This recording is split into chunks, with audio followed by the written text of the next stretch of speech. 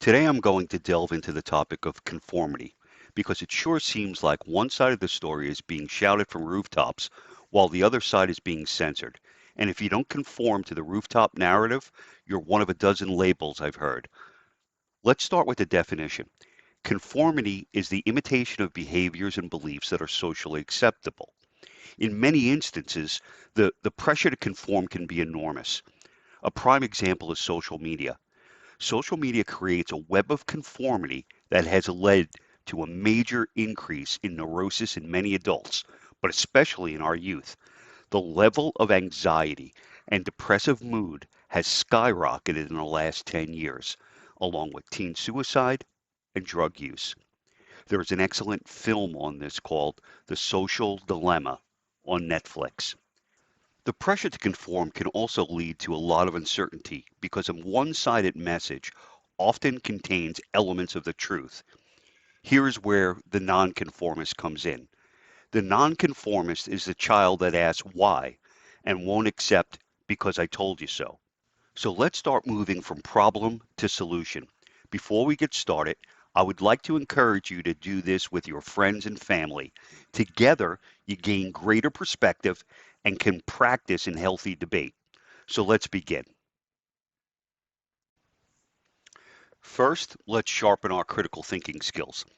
There is a section on our website called Analyze This.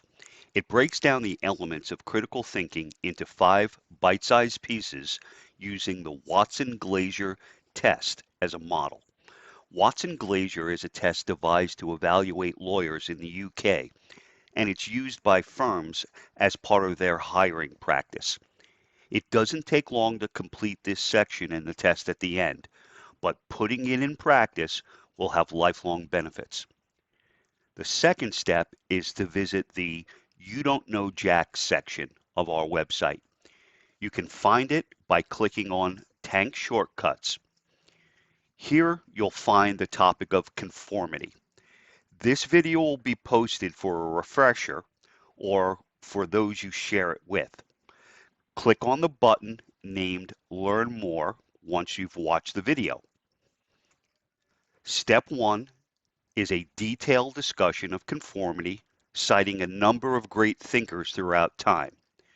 Step 2 is a short video on a classic experiment that was conducted in 1951 and it's still in use today.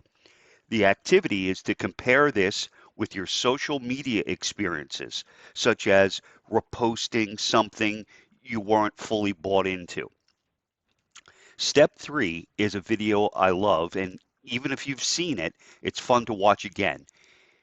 Here is another exercise listed for you to do.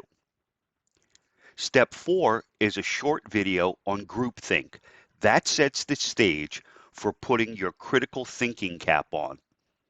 Step 5 provides the instruction to execute on the rest of the exercise.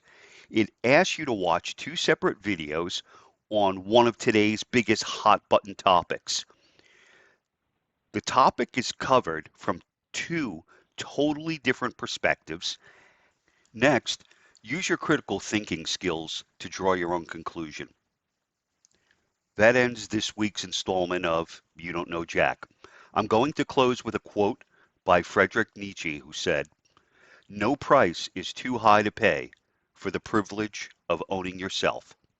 With that in mind, remember, the next time someone pushes a narrative and offers no evidence that you can confirm, exercise the power of nonconformity and recognize they don't know Jack.